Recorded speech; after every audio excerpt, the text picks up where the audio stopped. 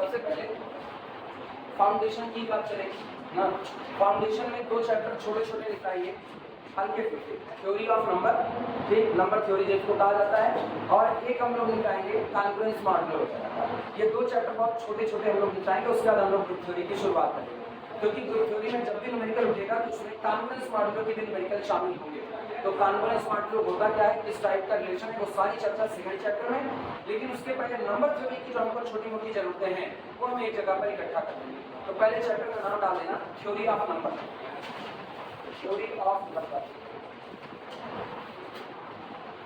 Theory of number.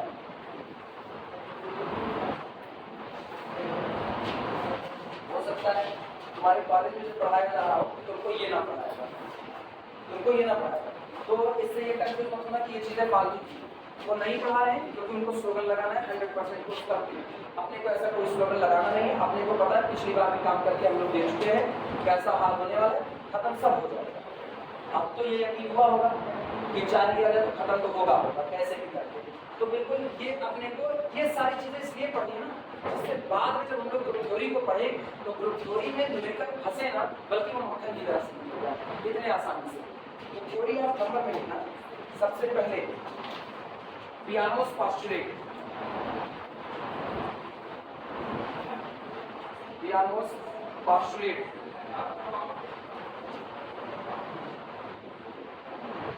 पियानोस postulate, इसकी हिंदी होती है पियानो के अभिग्रही। पियानोस पोस्टुलेट, पियानो के अभिग्रही।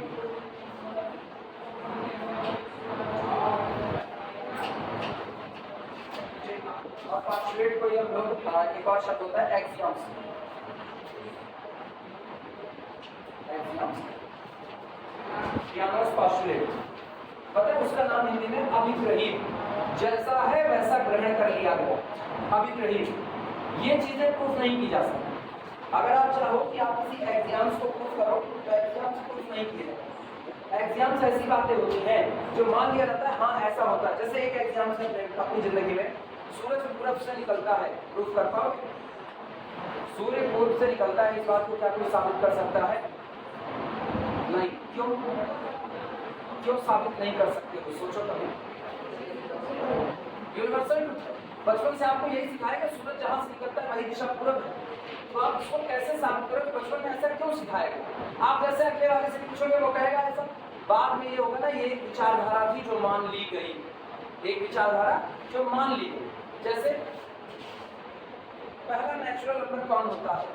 1। ये बात मानी गई।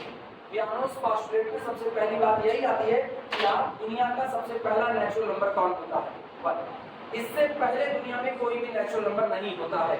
और पता है ये बातें केवल और केवल कहते हैं जब सभ्यता और ज्यादा डेवलप कर रही होती है तो सभ्यता डेवलप करती है भाषा के द्वारा। भाषा को डेवलप करो, सभ्यता डेवलप होना चालू हो जाएगी। तो शुरुआत में आदमियों के पास कोई भाषा नहीं थी, वो अपनी भाषा बोलते थे, वो सांकेतिक भाषा हुआ करती थी। बाद में ये हुआ कम्युनिकेशन करना है, कम्युनिकेशन करना है तो भाषा का डेवलपमेंट होगा, उसके बाद भाषा का डेवलपमेंट होता है। फिर लोग एक दूसरे से, जैसे अच्छा ये बताओ चिड़िया एक दूसरे से क्या बात करती है अपने को पता है? नहीं पता। वो उनकी भाषा है, अपनी तो नहीं। कोई बगल में तुम्हारे खड़ा होकर के उनसे फ्रेंच में बात करे बगल वाले से तो क्या तुम समझ पाओगे? नहीं। लेकिन अगर तुमने फ्रेंच सीख लिया तो बिल्कुल तुम उसको समझ सकते हो। तो इसका मतलब डेवलपमेंट कब हुआ? तब दूसरे की बात तुमको समझ में आई जब तुमने उसकी भाषा को अडॉप्ट किया। सेम कंडीशन ऐसे ही हुआ था जब नंबर थ्योरी डेवलप हो रही थी। तो शुरुआत में हम लोगों के पास नंबर वगैरह नहीं था, हम लोग इसको नंबर बोलते भी नहीं। इनिशियल स्टेज में ये नंबर नहीं थे, केवल सिंबल के तौर पर। इस समय पे बहुत लंबे समय तक 100 वगैरह लिखने के लिए या कोई और नंबर लिखने के लिए मेडल के ऊपर चंद्रमा बना, गाय के ऊपर कोई सिंबल बना देते थे कि आप ये बड़ा चीज इसी को रिप्रेजेंट कर रहे हैं। नंबर नहीं, नंबर हम लोगों ने कहा बहुत बार है, तो बहुत डेवलप हो चुके हैं उस हिसाब से देखा जाए। हो सकता है ब्रह्मांड में कोई ऐसी सभ्यता मौजूद हो जो हमसे भी ज्यादा डेवलप हो, वो हमसे भी ज्यादा उन्नत तकनीकी रखती हो, तो हम लोग उसके बराबर भी नहीं पहुंच सकते। उसकी नजर में हम लोग आदिमानव हो जाएंगे। और ऐसा हो सकता है वो सभ्यता हमसे बहुत पीछे हो हमारी नजर में, वो आदिमानव की कैटेगरी में है। ऐसी कंडीशन में शुरुआत में जब डेवलपमेंट हो रहा था तो ये केवल एक सिंबल के तौर पर इजाद किए गए। हुआ ये कि लोग जब अपनी गाय भैंस बकरियां चराने के लिए लेकर के जाते थे तो वो क्या करते थे, वो बाड़े में से जब इनको निकाल रहे होते थे तो बाड़ी में से एक एक को निकालते जाओ। सोचो मेरे मुंह से एक एक निकल रहा है क्योंकि हम नंबर सीख चुके हैं। मेरे लिए वो जैसे लगता है ना अपने खून में टाइटेनियम है वाली बात, तो अपने खून में नंबर बस गया तुरंत बोल देते हैं। यहाँ पर वो लोग जब गाय निकालते थे तो एक झूला लिए रहते थे, कंकड़ उठाते थे, इसमें डालते थे, अगली निकली एक कंकड़ और डाल दिया, तो फिर मेरे मुंह से एक निकला। अरे तुम्हारे मुंह से पूछूंगा तुम्हारे मुंह से ऐसे ही निकलेगा।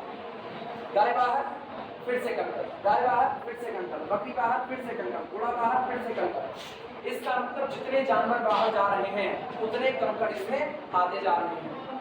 सिंबल ही जाता है।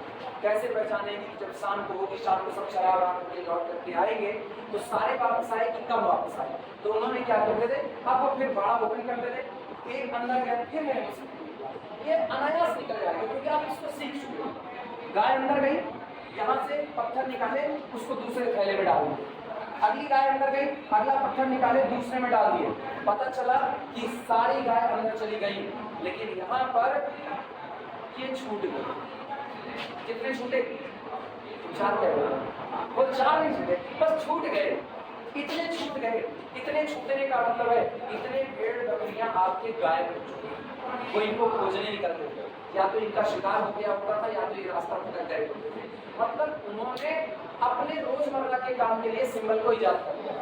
बाद में जब सभ्यता और डेवलप होती है तो फिर किसी चीज को इनिशियल स्टेज में इसको नंबर नहीं कहा जाता, इनिशियल स्टेज में इसको पोटेंशियल कहा जाता है। पोटेंशियल क्षमता, पोटेंशियल आपकी क्षमता कितनी है। हम इधर एक टोकरी रख दिए, इधर एक टोकरी रख दिए, ठीक। अब आम खाओ इसमें, फिर आम खाओ इसमें, आम खाए इसमें रखा, इसमें रखा, फिर आम इसमें रखा, इसमें रखा, ये भर गया। अब और नहीं रख सकते, लेकिन इसमें अभी भी और आम रखे जा सकते हैं। तो हम लोग क्या कहेंगे, इसकी क्षमता, इसका पोटेंशियल इससे ज्यादा है। हम यहाँ पर एक बोझ रख दें और बड़ा सा बोझ रख दें, हमको नंबर आता ही नहीं। थोड़ी देर के लिए मान लो अपने लोग भी आज मानो नंबर आता ही नहीं। यहाँ पर हम एक बोझ रखते हैं, जैसे ये डाइस रखा हुआ है, इस डाइस को हमने रख दिया। अब हम एक लोगों को बुलाए, इस डाइस को उठाओ और उठा करके कहीं रखना मत, सीढ़ी से होते होते नीचे तक चले जाओ, फंसेगा नहीं सीढ़ी में कहीं पर भी, ऐसा भी करिए, व्यवस्था करिए। और वो बंदा इसको लेकर के जाना शुरू किया, हाँफते हाँफते यहीं पर रख दिया। लेकिन अगले बंदे को हम बुलाए, कहे इसको उठाओ और सीढ़ी के नीचे लेकर के जाओ इसको, वो पूरा पहुंचा दिया। इसकी क्षमता कम, इसकी ज्यादा। जो रख दिया उसकी कम और जो लेकर के गया उसकी कैसी क्षमता देखी गई। इसी क्षमता को नापा कैसे जाता है, नापने के लिए सिंबल इजाद किया, सिंबल इजाद किया गया। तो उसी सिंबल को बाद में क्या किया गया, नंबर, संख्याएं लिखी जाती। और पता है सिंबल बड़े इंटरेस्टिंग तरीके से इजाद हुआ। जब 1 2 3 4 आना चालू हुआ ना तो शुरुआत में ये सब नहीं आया, क्या किया, सिंबल बनाया गया 1 2 3 4 5 6 7 8 9 सिंबल बना दिए, ठीक है। अभी इनको 1 2 3 4 कहा गया, वो एक अलग बात है, वो तो बाद में भाषा के डेवलपमेंट पर कह दिया गया। ये सिंबल बन गए, कहा गया जिसमें इतने फल आएंगे और जिसमें कितने आएंगे, इतने वाले की क्षमता, पोटेंशियल ज्यादा होगा और इसके कम। ये पोटेंशियल को रिप्रेजेंट करते हैं, ये नंबर नहीं थे, ये पोटेंशियल रिप्रेजेंट करते हैं। अगर किसी टोकरी में इतने लोग आ रहे हैं तो उस टोकरी का पोटेंशियल ऊपर मौजूद सारे लोगों से ज्यादा, लेकिन नीचे मौजूद सारे लोगों से हो गया कि बंटवारा हो गया। अब पोटेंशियल का बंटवारा हुआ तो उसके बाद फिर ये हुआ, फिर इसी में और एक नंबर इंट्रोड्यूस हुआ, आर्यभट्ट ने 0 को इंक्लूड कर दिया। कहा गया इतना तो हो गया, इतने से हम पोटेंशियल नाप लेंगे, अब अगला पोटेंशियल कैसे नापा जाए। उन्होंने कहा कोई दिक्कत नहीं, अगला पोटेंशियल नापने के लिए यहाँ आपने शुरुआत किससे की थी, 0 से। चलो अब इसको बोल देंगे ये 0 है, अगला पोटेंशियल कौन, 1। तो यहाँ पर पहले आप लिखो कितना, 1। अब आप ऑनवर्ड ये पोटेंशियल उठा देंगे, 9 के बाद वाले का पोटेंशियल कितना, 10। अब इसको फिक्स रखो और इसको बगल में लाओ। अब इसको बढ़ा रहे, गौर करो, बगल वाला बदल रहा है, सेकंड पोजीशन वाला हम बदल रहे हैं, फिर बगल वाला ही तो बदले, इसके बाद इनको बदल दिया, इसके बाद इसे बदल दिया, फिर इनको बदला, फिर ये, फिर ये, फिर ये, फिर पोटेंशियल खत्म। अगला पोटेंशियल क्या है, कोई दिक्कत नहीं। अब फिर इसको बदल दिया, इस 1 को जिसको आप 1 बुलाते हो इसको आप बदल दो, इसको बदल करके हमने क्या कर दिया 2, और कहे ऑनवर्ड, फिर यही आप शुरुआत करेंगे। तो यहाँ से शुरू हुआ, चलते चलते कहाँ तक पहुंचे, फिर फंस गए, कोई दिक्कत नहीं, इसको बदलेंगे, पहले वाले को बदल दो, पहले वाला कौन हो गया 3, और अगला फिर कहाँ से शुरू करो, 0 से। आप कहाँ तक आओगे, 39 तक आओ। 39 तक आने के बाद फिर आप फंस चुके हो, अगला पोटेंशियल कौन, पहले वाले को बदल दो और अगले को फिर ट्रांस, और इसी तरीके से सारे नंबर लिखे जाते हैं। पता है, अब अगर कोई मेरे को कहे कि हमने लिखा 4348 और वो कहेगा अगला पोटेंशियल, तो हम कहेंगे इनको फिक्स रखो और इसको बदलो, हुआ। अब फिर वो कहेगा अब तो फंस गए, तो हम कहेंगे ये खत्म ना, ये खत्म, तो इसको एक बढ़ा दो, इसको एक बढ़ाओ और बगल वाले से शुरू हो जाओ। तो 4 3, इसको एक बढ़ाया 5, और ये कहां से शुरू होगा, 0 से, और ये 4 3 5 9 तक जाएगा। खत्म हुआ, खत्म होने के बाद फिर इसको एक बढ़ा दो, 4 3 6, और ये, और पता है जिस दिन ये खत्म हो जाए, जैसे 4 3 9 9 आ गया, आया ना। अब ये खत्म ना, ये खत्म, तो बगल वाले को एक बढ़ा दो और फिर ऑनवर्ड चालू कर दो, वही काम। लिखना आया नंबर कैसे लिखे जाते हैं, पोटेंशियल के लिए ये सिंबल बना दिया, और बाद में हम लोगों ने इन्हीं को क्या कह दिया, नंबर कह दिया। तो इनिशियल स्टेज में नंबर नहीं थे, ये सिंबल बनाए गए, और आज हम लोग मानते हैं यही सिंबल कौन है, नंबर। क्या हम साबित कर सकते हैं ये सिंबल नंबर है? साबित नहीं कर सकते, इसको हमने एक्सेप्ट कर लिया। तो ये चीजें जो एक्सेप्ट हो जाती है ना, ये पोस्टुलेट्स कहलाते हैं, अभिग्रहित कहलाते हैं। आपने इनको एज इट इज एक्सेप्ट कर दिया। पता है, जब एक बच्चा पैदा होता है शुरुआत में, तो उसको एक नाम दिया जाता है, और बचपन से उसको उसी नाम से बुलाया जाता है। तो शुरुआत में उस नाम को नहीं समझता है, शुरुआत में ऐसे बुला, तो वो देखेगा किलकारी मार के हंस देगा, लेकिन धीमे धीमे धीमे धीमे उसका नाम वही बार बार घर वाले लेते थे, बार बार घर वाले, उसकी ऐसी आदत पड़ जाती है ना, जब वो भीड़ में कभी खड़ा है अपने बुढ़ापे के दौरान भी, और वो नाम पुकारा जाएगा तो वैसे पुकारे, आदत पड़ गई। उसने उस नाम को क्या किया, वो प्रूफ नहीं कर सकता कि उसका वो नाम, अब तो अगर प्रूफ करने के लिए उसका डेट ऑफ बर्थ है, ये है वो है, कैसे पता उसी का डेट ऑफ बर्थ है, वो बनाने गया था, वो तो बनाने गया नहीं था, उसको नर्स और डॉक्टर मिल करके बनाए हुए थे, लेकिन उसने मान लिया यही मेरा डेट ऑफ बर्थ है, अब मान लिए मेरा नाम अनुभव है, बचपन से मान, अभी ग्रहित हो गए। तो कुछ चीजें जिनको आप प्रूफ नहीं कर सकते हो, वो बातें क्या होती है, अभी ग्रहित। आई बात समझ में?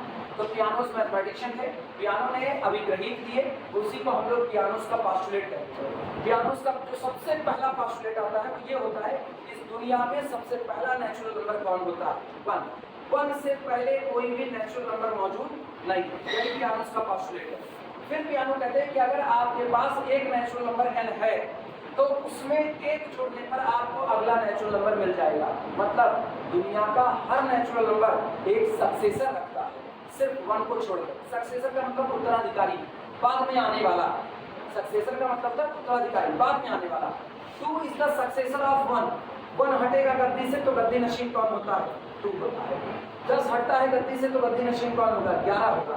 तो 11 is the successor of 10, but 1 is not the successor of any natural number. 1 से पहले कोई नेचुरल नंबर नहीं मौजूद है। ये पियानोस के पोस्टुलेट है।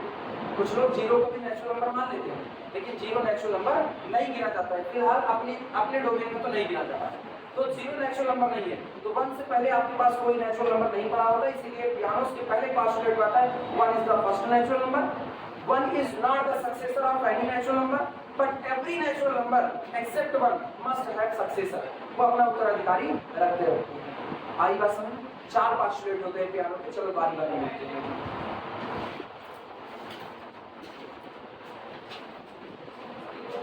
अलजेब्रा में एक बात हमेशा याद रखना, नई क्लास में पूरी क्लास सिखा रहे हैं, लिखो कम और समझो ज्यादा, लिखो कम समझो ज्यादा, यही इसकी डिमांड होती है।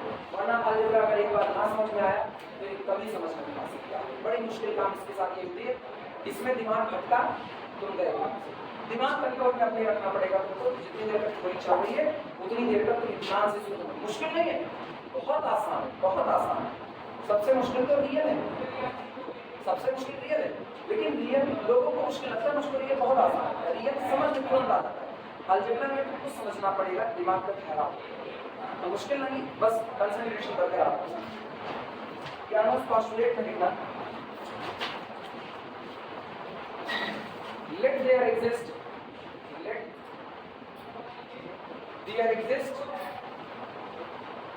there exist a non-empty set capital N, a non-empty set capital N such that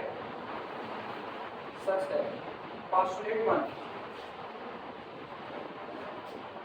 postulate 1। माना यहाँ पर एक नॉन इम्पीडिंग सेट कैपिटल N मौजूद है, ठीक, माना यहाँ पर एक नॉन इम्पीडिंग सेट कैपिटल N मौजूद है। अब ऐसे में postulate 1 belong to the N, 1 इससे बिलोंग करेगा, 1 इससे बिलोंग करेगा, दैट इज अर्थात 1 is a natural number, 1 is a natural number, वैसे नेचुरल नंबर के सेट को ऐसे लिखते हैं, ऐसे लिखते हैं 1 is a natural number, postulate 1 is a natural number, ठीक, ये postulate है। अभी कहीं इसका मतलब ये हुआ कि जो प्राकृतिक संख्याओं का सेट होता है, नेचुरल नंबर का जो कलेक्शन होता है वो कैसा होता है, नॉन इम्पीडिंग। जब आप कह रहे हो कि 1 belong to natural number set, तो इसका मतलब आपने उसको क्या मान लिया, नॉन इम्पीडिंग मान लिया। यहीं पर लिख देना ब्रैकेट में, दैट इज अर्थात n does not equal to 5, but n आपका इम्पीडिंग नहीं।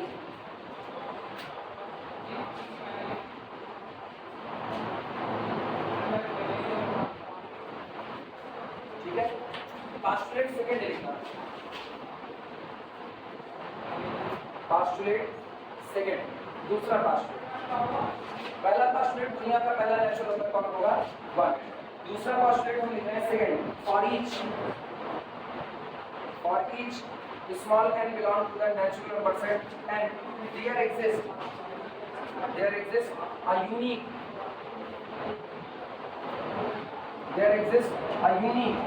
number n plus also belong to n। यहाँ पर एक यूनिक नंबर n प्लस होगा जो इसमें बिलोंग करेगा, n में बिलोंग, ठीक, कार्ड कहा जाता है, ये नंबर कहा जाता है कार्ड सक्सेसर ऑफ भाई, card successor of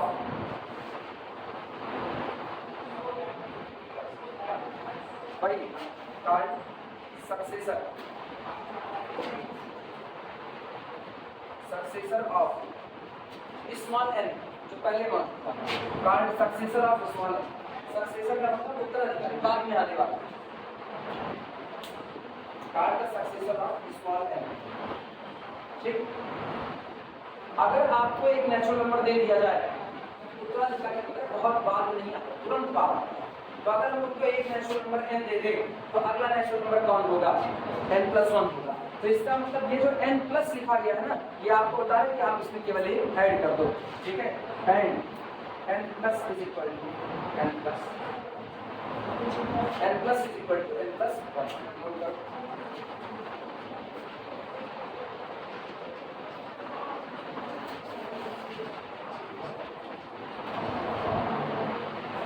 second postulate पे ध्यान देना, सेकंड postulate पे क्या लिखा गया, for each small n belong to the, किसी भी नेचुरल नंबर के लिए जो n के पास मौजूद है उसके लिए there exist a unique number n plus.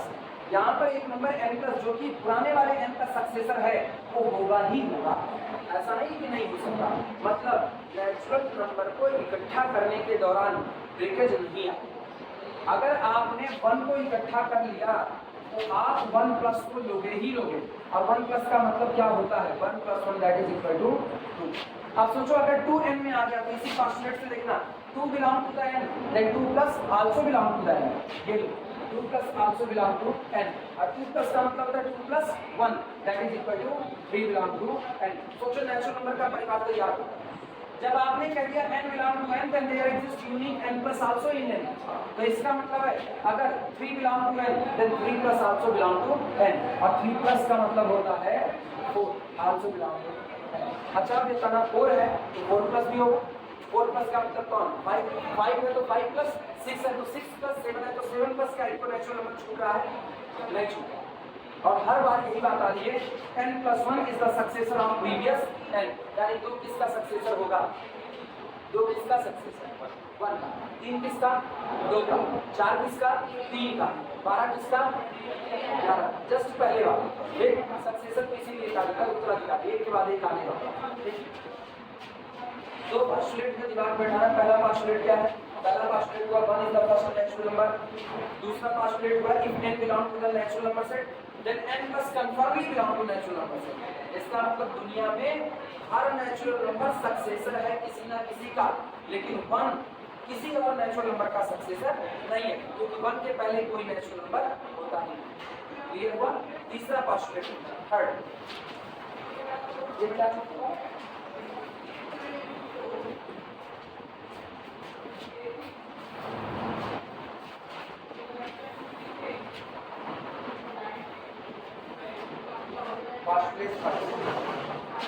Postulate पढ़ लेना।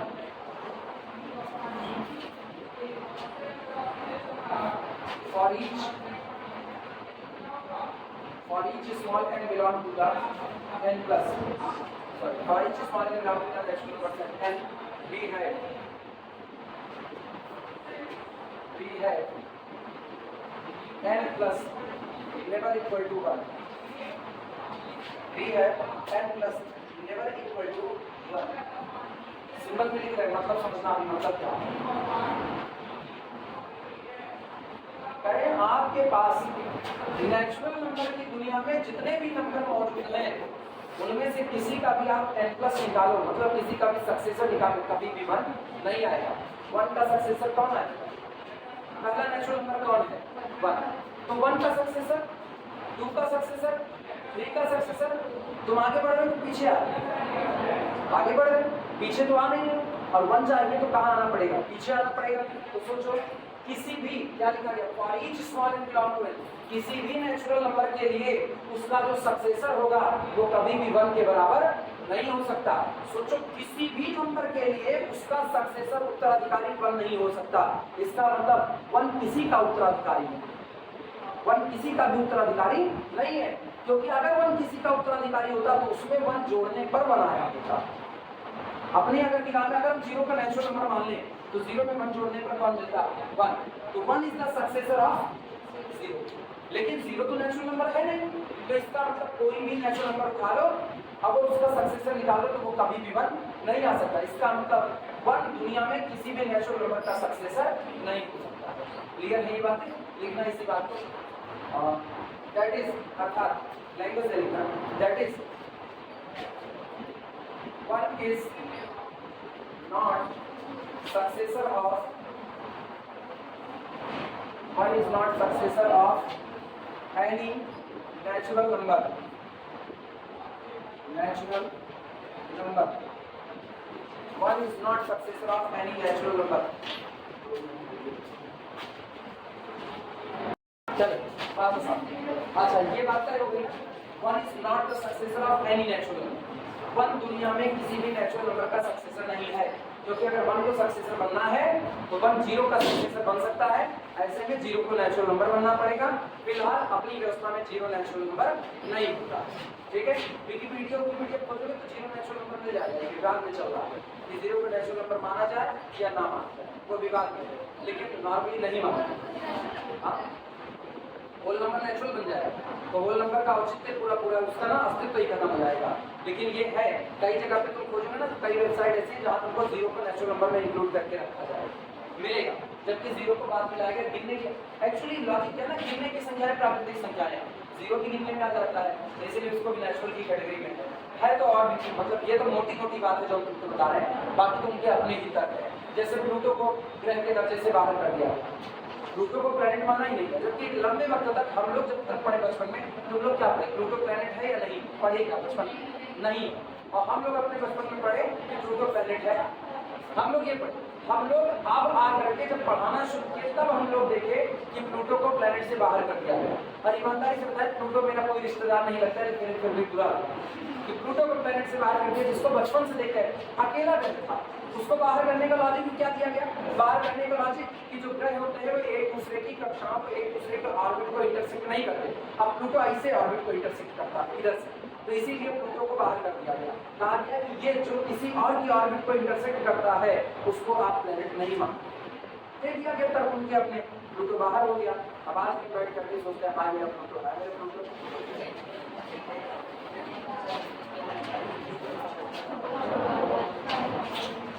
चलो अगला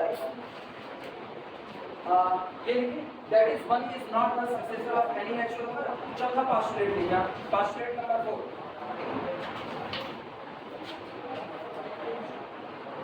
पोस्टुलेट 4, चौथा पोस्टुलेट इसमें लिखना पता है, अगर किन्हीं दो नेचुरल नंबर के, बात समझना, किन्हीं दो नेचुरल नंबर के सक्सेसर बराबर हो गए तो वो दोनों नेचुरल नंबर बराबर हो जाएंगे।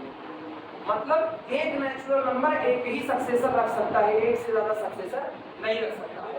तो इसीलिए कहा जाता है अगर m प्लस बराबर हो जाए किसके, n प्लस से, प्लस का मतलब है सक्सेसर, उत्तराधिकारी की बात कर रहे हैं। अगर m का सक्सेसर बराबर हो जाए n के सक्सेसर से तो m और n अलग अलग नहीं बल्कि दोनों कैसे होंगे, सेम। प्रूफ कर देते हैं, देखो m प्लस का मतलब होता है m प्लस 1 और n प्लस का मतलब होता है n प्लस 1। ये 1 ये m कटा, m इज इक्वल टू कितना, क्लियर हुआ कि नहीं हुआ? If successor of natural numbers equal, then natural numbers also equal. Must be identical. लिखना, लिखो। If m comma n, if m comma n belong to the capital N and n plus is equal to n plus, अगर ऐसा हो कि m और n ये दोनों natural number हो और दोनों के सक्सेसर आपस में बराबर हो, तो this implies that m is equal to n।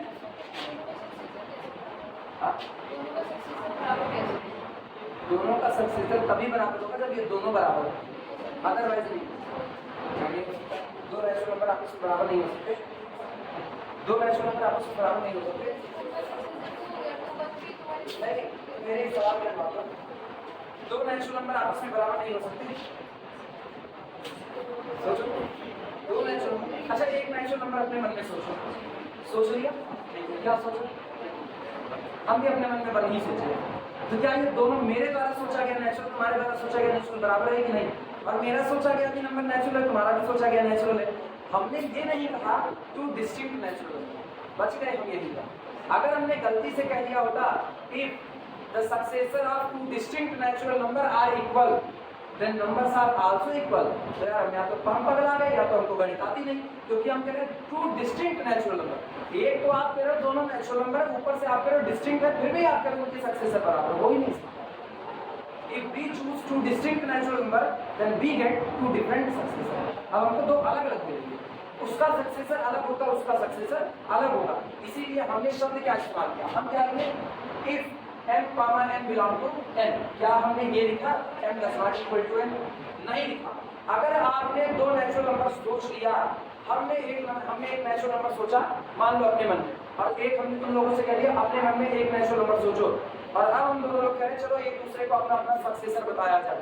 ताश खेलते वक्त होता नहीं है, अपने अपने पत्ते दिखाओ ना, हुकुम का किसके पास है, बेगम किसके पास है, चिड़ी का गुलाब किसके पास है, तब हम लोग कहते हैं ना अपने अपने पत्ते दिखाओ।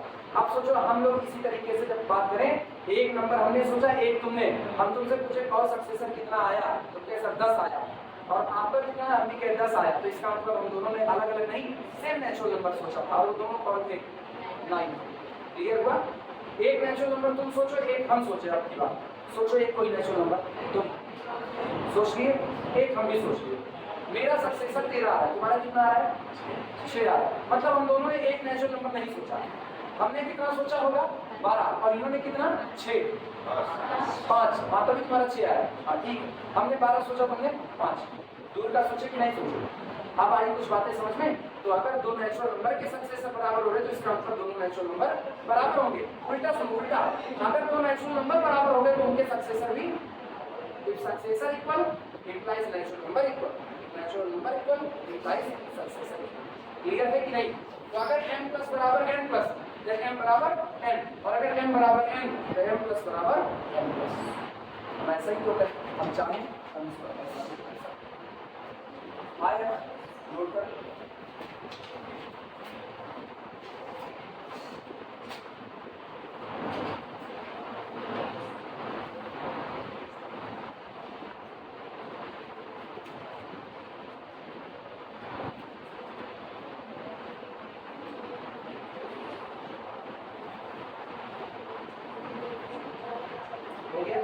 दैट इज करके एग्जाम, दैट इज अर्थात दैट इज लैंग्वेज में बोल रहे हैं, that is each natural number, that is each natural number each natural number, ये वीडियो ऑन की थी बंद है, on each natural number if it is successor of each natural number if it is successor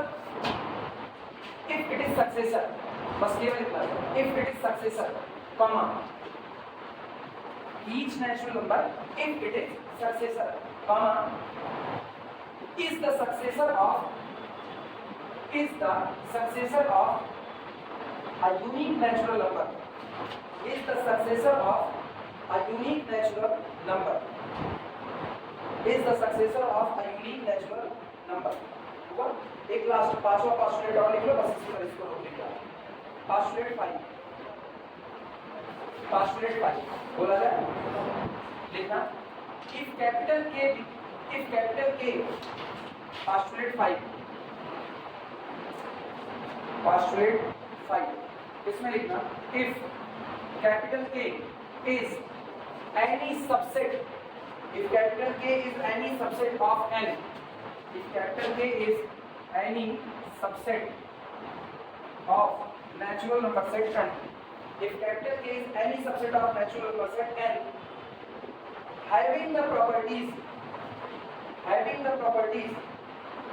ध्यान से सुनना, हम कह रहे हैं अगर आपने नेचुरल नंबर का कोई सबसेट बना लिया और वो सबसेट एक प्रॉपर्टी को रखे, कौन सी प्रॉपर्टी? 3 प्रॉपर्टी है, देखना। पहली having the properties 1 belong to the capital K, पहली प्रॉपर्टी तो यही है कि 1 किसमें बिलोंग करे? कैपिटल के में बिलोंग करे। नोट करो पहली प्रॉपर्टी 1 बिलोंग टू कैपिटल के। दूसरी property m belong to capital K implies that m plus also belong to capital K।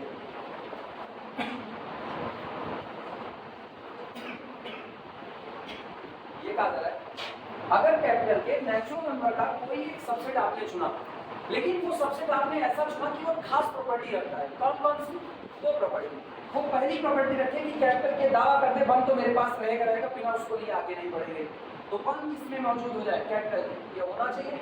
दूसरी बात कैपिटल के एक बात की और जिद पाल लो, कैपिटल के जिद पालने की अगर m मेरे पास आएगा तो m प्लस भी मेरे पास आएगा, मतलब अगर कोई नेचुरल नंबर मेरे पास आएगा तो उसको अपना सक्सेसर लेकर के मेरे पास आना पड़ेगा। तो पता है इस दौरान देन ये के जो था वो कुछ और नहीं था, रूप बदल करके कौन था? नेचुरल नंबर कैसे? खुद जो गौर से सुनना, पहली प्रॉपर्टी क्या कहती है? 1 बिलोंग टू के, और दूसरी प्रॉपर्टी कहती है 1 प्लस बिलोंग टू के, तो 1 प्लस का मतलब कौन? 2, और फिर सोचना 2 belong to K then 2 plus that is 3 belong to K, और 3 बिलोंग टू के तो इसका मतलब 3 प्लस 4। अब तो सारे आते जाएंगे कि नहीं? मतलब कैपिटल के कोई और नहीं, रूप बदल करके कौन हो गया? नेचुरल। ये 5 पोस्टुलेट क्या होते हैं? इन्हीं को ज्ञान के अभिव्यक्त आई बात समझ। ये इंटर में पढ़ाया गया, तो पढ़े थे जब ठीक नहीं, इंटर में नहीं पढ़े थे, ये इंटर में पढ़ाया जाता है। अब नहीं पढ़ाएंगे वो एक अलग बात है, बाकी बात हम लोग इंटर में पढ़ेंगे finance pass.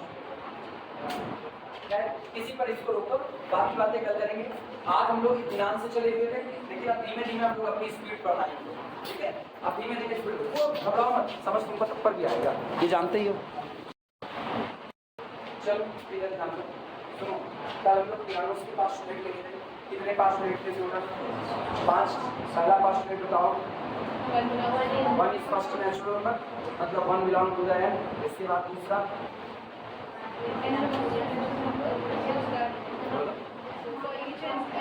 for each small n belong to n, n plus also belong to n। इसके बाद तीसरा बोलो, third postulate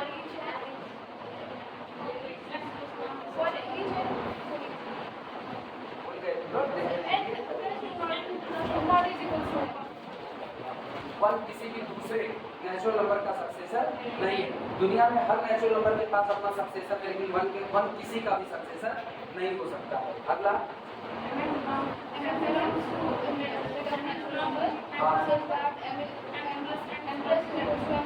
m plus is equal to n plus implies and implies that m is equal to n। अगला postulate k belongs to any natural नहीं, if k is any set having 2 properties, अगर के कोई एक set हो जो 2 property रखे, पहली प्रॉपर्टी क्या कि 1 बिलोंग करे किससे? k से, और दूसरी प्रॉपर्टी क्या? दूसरी प्रॉपर्टी की if small m present in the capital K, then m plus also present in the capital K. अगर m K में है तो m plus भी होगा। तो इस दौरान ये दोनों बातें मिलकर के कहते हैं कि K is nothing, it is natural number set capital M. ये पियानोस के पास्टुलेट हो चुके हैं। ठीक, अब सुनना, जहाँ पियानोस की पास्टुलेट खत्म हुआ है वहीं पर कॉपी के बीच में जैसे नया चैप्टर स्टार्ट हो रहा हो ऐसे ही लिख देना डिविजिबिलिटी इन इंटीजर, डिविजिबिलिटी इन इंटीजर,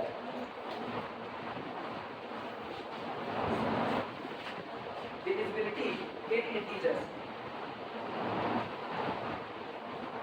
डिविजिबिलिटी इन इंटीजर, पूर्णांक में विभाज्यता, जिसकी हिंदी होती है वो होती है पूर्णांक में विभाज्यता। या इंटीजर्स के बीच में डिविजिबिलिटी को अप्लाई करने जा कि एक इंटीजर दूसरे इंटीजर को डिवाइड करेगा या नहीं डिवाइड करेगा तो क्या क्या बातें होती हैं। अब मतलब समझो इस बात का, डिविजिबिलिटी इन इंटीजर में सबसे पहली बात जो हम लोग लिख रहे हैं वो हम लोग लिख रहे हैं कि मान लो मेरे पास कोई एक नंबर ए है और कोई दूसरा नंबर मेरे पास कौन है, बी है। या ये भी छोड़ो, पहले एग्जांपल से आओ देखते हैं। एक नंबर हम उठा ले रहे हैं a इज इक्वल टू 2 और दूसरा नंबर हम b इज इक्वल टू कितना ले लेते हैं, 4 ले लिया हमने। तो ये बताओ क्या 4 में 2 से पूरा पूरा डिवाइड हो जाएगा कि नहीं हो जाएगा? कट पिट के कितना आएगा, 2 1 के 2 2 दूना 4, यही आएगा कि नहीं आएगा? अच्छा, इसके बाद हम फिर एक काम कर रहे हैं, a इज इक्वल टू हमने ले लिया 3 और b इज इक्वल टू हमने ले लिया 15। तो क्या अभी भी b में a से पूरा पूरा भाग चला जाएगा कि नहीं? हम लोग क्या लिखेंगे, हम लोग लिखेंगे 15/3 कट पिट करके कितना आ गया, लिखा जा रहा है कि नहीं? इसका मतलब अगर हम इसको सही से लिखें तो ये लिखा गया this is equal to 4 is equal to 2 into 2, सही है गलत? 2 दूनी 4। अगर नीचे वाली बात को देखें तो ये लिखा गया है 15 इज इक्वल टू 5 into 3, सही है गलत? यानी अगर हम इसको और सुधार के लिए इसके फॉर्म में जनरल तो ये लिखा गया है a is equal to 2 into उल्टा ये लिखा गया b is equal to 2 into a, हाँ या ना? b बराबर कितना 4 और a बराबर कितना 2, तो b is equal to 2 into a लिखा जा सकता है। इसी तरीके से इनका हाल देखो, ये लिखा गया है b is equal to 5 into 8, वापस वही बात लिखी गई है कि नहीं?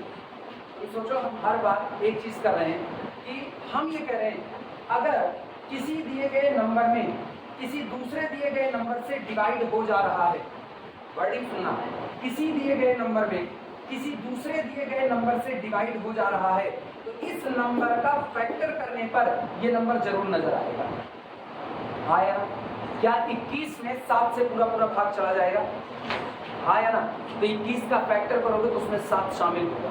21 का फैक्टर करो, 21 का फैक्टर करेंगे तो 7 into कितना आया 3, इसीलिए 7 से 21 में पूरा पूरा डिवाइड हो जाता है। मतलब 21 के फैक्टर में कौन शामिल है, 7, और 21 के फैक्टर में 7 शामिल है, इसीलिए कहा जाता है 7 इज द डिवाइजर ऑफ 21। 7 21 का डिवाइजर है, 7 वो संख्या जो 21 को पूरा पूरा डिवाइड कर देती है। क्लियर है ये बात है? अगला सुनना, ये बताओ क्या 3 उसी फैक्टर में शामिल है कि नहीं? तो 3 is also the divisor of 21। 3 भी तो 21 को पूरा पूरा काट देगा, 3 से 21 हो जाएगा। फिर अगली बात सुनना, इस बात को पहले दिमाग में बैठाओ तो लैंग्वेज लिखी जाए। फिर हम ये बात कह रहे हैं कि जैसे मान लो हमने एक नंबर चुना 55, ये नंबर हमने चुना। आओ 55 का फैक्टर करते हैं। अगर हम इसका फैक्टर करें तो मुझको मिलता है 11 into कितना 5। अब ये बताओ 55 का फैक्टर करने पर क्या उसमें 5 शामिल हो गया कि नहीं शामिल हुआ? तो इसका मतलब हम आंख बंद करके कह सकते हैं 5 must be the divisor of 55। 5 वो संख्या है जो 55 को पूरा पूरा काट देगी, सही या गलत? 11 must be the divisor of 55, क्योंकि 11 भी उसके फैक्टर में शामिल है। याद करो रियल लाइफ में अगर आपको किसी के घर का बंटवारा कराना है, मान लो तुम मेरे घर में बंटवारा कराना चाहते हो, ठीक है, लेकिन ना तो मेरा घर तुमको जानता है ना हम तुमको जानते हैं, दोनों एक दूसरे को नहीं जानते, तो क्या जा करके मेरे घर का बंटवारा करा दोगे?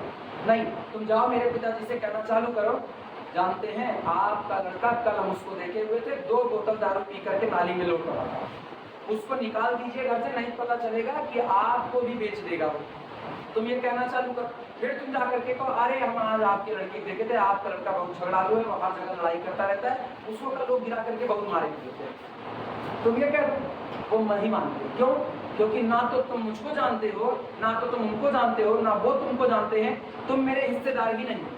जब मेरे हिस्सेदार नहीं हो तो तुम्हारी कही गई बातों का मुझ पर कोई फर्क पड़ने वाला नहीं है। लेकिन अब सुना, हम और हमारी दीदी दोनों हैं।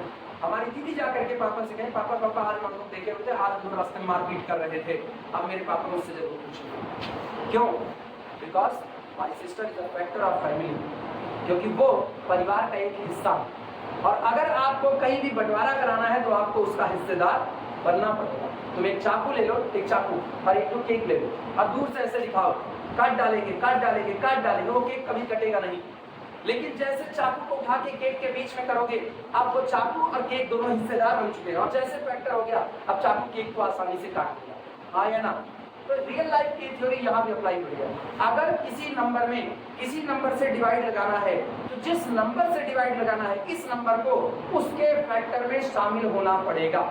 अगर ये नंबर इसके फैक्टर में शामिल नहीं हुआ तो ये नंबर कभी भी इसको डिवाइड नहीं कर पाएगा। जैसे 21 के फैक्टर में क्या कभी 2 आएगा?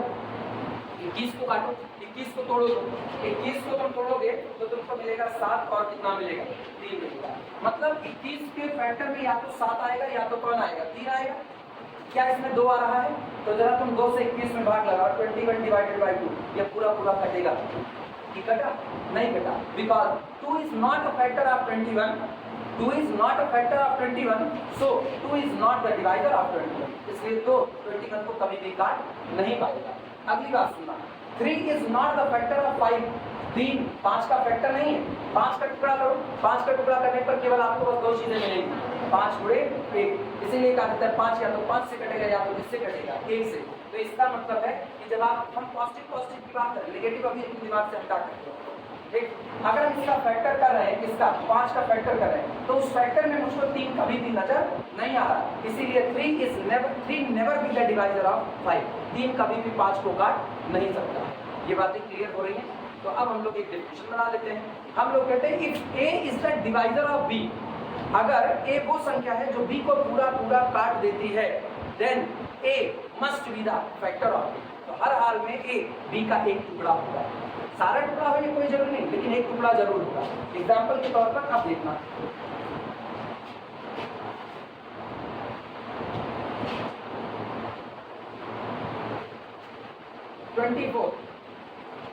फैक्टर करो 24 का, 2 या 6 6 चौक 24। हाँ या ना? सोचो 24 का फैक्टर करने पर इसमें 3 लोग चले आए, तीनों लोग आए। 2 इज अ फैक्टर ऑफ 21, सही या गलत? then 2 must be the divisor of 24, काटेगा 12 दूनी 24। हाँ या ना? 3 is the factor of 24, so 3 is also the divisor of 24, 8 3 24। 4 is the factor of 24, so 4 is also the divisor of 24, को भी काट दिया। जितने लोग फैक्टर में शामिल हुए सारे ने काट दिया। हाँ या ना? मानते हो इस बात को? बस यही हम लोग डेफिनेशन लिखने चाहिए, और लिखा कैसे जाएगा वो सुना। कई लोग इसमें कंफ्यूज होते हैं, इसलिए ध्यान देना। हम लोग लिख रहे हैं A is the divisor of B, इसका कतई मतलब नहीं हमने A बटा B लिखा, नहीं, इसका मतलब हम पढ़ क्या रहे हैं? A is divisor of B, A वो संख्या है जो काट देती है पूरा पूरा किसको? B को काट देती है, यानी ये लिखा गया है B। क्लियर हुआ? एक बात तो ये हो कि अगर A B को पूरा पूरा काट रहा है तो A को B का फैक्टर बनना पड़ेगा, एक बात। दूसरी बात सोच करके बताओ, अगर एक संख्या दूसरे को पूरा पूरा काट दे रही है तो रिजल्ट में जो आएगा वो कौन होगा? इंटीजर या नॉन इंटीजर? इंटीजर होगा। जैसे हम कहें 24 में 3 से भाग लगाओ तो कितना आएगा? 8 आएगा, इंटीजर आया। अच्छा, फिर हम करें 55 में 11 से भाग लगाओ, कितना आया?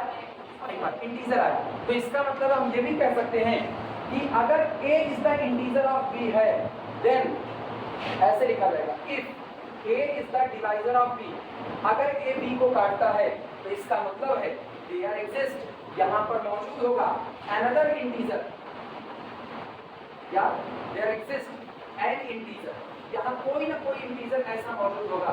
There exist an integer small c such that, जो किस तरीके से होगा कि b बराबर c इंटू a। सही है या गलत? जरा a को नीचे लेकर के आओ, क्या लिखा गया? b divided by a, result will be वही बात हुई कि नहीं? तो आप दोनों बातें कह सकते हो। आप चाहे ये कहो if a is the divisor of b then there must exist an integer small c such that b is equal to a into c। चाहे आप ये लिखो और चाहे कहो if a is the divisor of b then a must be the factor of b। a b का एक टुकड़ा होगा। अगर किसी में भी बंटवारा कराना है तो तुमको उसका हिस्सेदार बनना पड़ेगा। तुम्हारे घर में बंटवारा वही करा सकता है जो तुम्हारे घर का है, बाहर वाला आदमी बंटवारा नहीं करा सकता है। हाँ ये कह सकते हो सर कभी कभी ऐसा तो पड़ोसी आकर के झगड़ा लड़ा करके चले जाते हैं कि यार पड़ोसी तुम्हारा है तो तुम्हारा फैक्टर है, वो तुम्हारे घर में झगड़ा इसलिए लड़वा पा रहा है क्योंकि तुम्हारे घर डेली मिलने आ रहा है। जो तुम्हारे घर डेली मिलने आ रहा है वो तुम्हारा हिस्सेदार हो चुका है। मोहल्ले की जो आंटियां आती हैं और कहती हैं कि बस हस्बैंड आने वाले हैं, देर हो रही है, बैठेंगे नहीं, और वहीं बाहर खड़ी होकर के बतियाती हैं, वो भी हिस्सेदार, क्योंकि वो बतिया रही हैं और बात हो रही है तो निश्चित तौर पर वो हिस्सेदार बन चुके हैं। तो अब अपने घर की बातें उनसे कही गई, उनके घर की बातें आपको हुई, उसी में से मिर्च मसाला लगा करके पूरे मोहल्ले में बातें फैलाई जाएंगी, फिर घर में क्या होगा? महाभारत छिड़े मुकुटधम्म होगा। तो फैक्टर हुआ कि नहीं हुआ? क्यों हुआ? क्योंकि आपने उनको जगह दी। अच्छा ये बताओ, ऐसे ही हम अपने घर के सामने खड़े हैं, ऐसे ही और कोई ऐसे सड़क के सामने से जा रहा है, ऐसे ऐसे हम उसको देख लिए, क्या वो मेरे घर आकर के बंटवारा करवा पाएगा, झगड़ा करवा पाएगा? नहीं करवा सकता, क्योंकि वो मेरा जानकारी नहीं है, हमने उससे बात ही नहीं की। लेकिन अब सोचो फैक्टर कैसे आप तैयार करते हो? हम उसको जैसे वो जा रहा है हम उसको पहचान रहे होंगे, ऐसे कर दिया। अब होगा क्या? हमने एक ब्रिज बना दिया, दोनों लोगों में जैसे बात हुई हमने बेमतलब उसको भक्त को कहा, वो तुरंत आएगा और तुरंत आते वक्त ही मुझको दो चूसा मारेगा, लगाएगा और दो लगाएगा तो मेरे घर वाले बाहर से अंदर से निकल करके आएंगे और उसके बाद वो हमको और मारेंगे, कहेंगे तुम ऐसे रात चलते किसी को कैसे चिढ़ा सकते हो, पागल खाने ले चले क्या? क्यों ऐसा हुआ? क्योंकि मैंने उसको अपना फैक्टर बनाया। हिस्सेदारी तभी हो सकती है जब फैक्टर हो, अदरवाइज कोई भी हिस्सेदारी नहीं हो सकती। दो लोग एक दूसरे को जानते नहीं, उनके बीच में कोई विवाद नहीं होगा, लेकिन दो लोग एक दूसरे को जानते हैं, कहीं ना कहीं एक जगह आकर के जानते विवाद होगा। तो बस यही कंडीशन है। If a is the divisor of b then a must be the factor of b। b a का फैक्टर हो ये कोई जरूरी नहीं है ना, b a का फैक्टर हो ये कोई जरूरी नहीं है, केवल इतनी बात है। a is the divisor of b then a is a factor of b। a b का एक टुकड़ा, चाहे ऐसे बोलो और चाहे बोलो if a is the divisor of b then there exists an integer c such that we can write, हम लिख सके b is equal to a into c। क्या एग्जिस्ट कराए? इंटीजर, नॉन इंटीजर नहीं एग्जिस्ट कराए। क्यों? क्योंकि पूरा पूरा डिवाइड कर देना है। समझ में आ रही है बात? लिखा जाए इस डेफिनेशन को, एनालिसिस चल रही पूरी तरह से, इसीलिए अब जो बातें हम लोग जानते हैं ना उसको हम लोग लैंग्वेज में लिखते हैं। लिखना। और एक बात बता, क्या कभी जीरो से भाग लगा सकते हो? नहीं लगा सकते हो, तो इसका मतलब जिससे आप डिवाइड लगा रहे हो वो आपका कैसा होना चाहिए? नॉन। ठीक है, ये एक कॉमन बात है, लोग इसको गलती कर जाते हैं, लेकिन फिर भी हमेशा याद रहे ए हमेशा कैसा होना चाहिए? Non zero. अपने लोग गलती ना करें, लिख देते ए नॉन जीरो। ठीक, लिखना let small a does not equal to 0, ऐसे लिखना, does not equal to 0, comma b both belong to the integer set z। माना a नॉन जीरो है और b कौन है? b कुछ भी, b जीरो भी हो सकता है। b के लिए देखो हमने कोई शर्त नहीं दी, जिसमें भाग दे रहे हो वो जीरो हो जाए चलेगा, लेकिन जिससे भाग दे रहे हो वो जीरो हो जाए तो नहीं चलेगा। ये बताओ 0 डिवाइडेड बाई 8 कितना आएगा? 0 आएगा। इसका मतलब आज हमने b बराबर कितना कर दिया? 0, और a बराबर कितना कर दिया? 8। तो b 0 हो सकता है लेकिन a कभी भी 0 नहीं हो सकता। क्लियर नहीं बात? लाइन चेंज करके लिखना। Now a is divisor of b। Sidhi line खींचना, तिरछा खींचोगे ना तिरछी भी खींची जाती है, वैसे की जाती है। a is the divisor of b, लेकिन तब तुम इसमें कंफ्यूज हो गई a बटा b लिखा, इसीलिए सीधी लाइन एकदम सीधे और पढ़ा जाएगा a is divisor of b। a वो संख्या है जो b को पूरा पूरा काट देती है। Now a is divisor of b if there exists an integer, small c, such that we can write b is equal to a into c।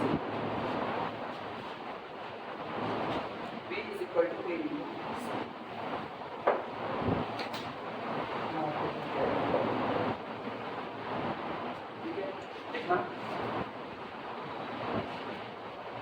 That is अर्थात that is if small a does not equal to 0, be a factor of small b।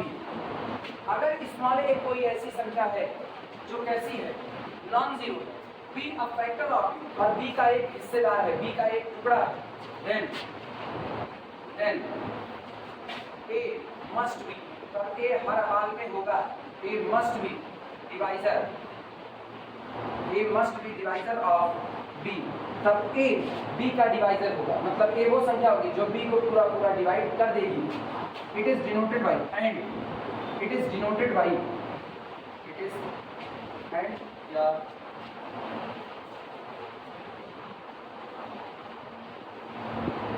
ठीक, and it is denoted by this relation denoted by ज्यादा, this relation denoted by ज्यादा अच्छा होगा, या तो this phenomena is denoted by या तो this relation, वैसे divisibility एक रिलेशन, ये रिलेशनशिप ज्यादा सही है, and this relationship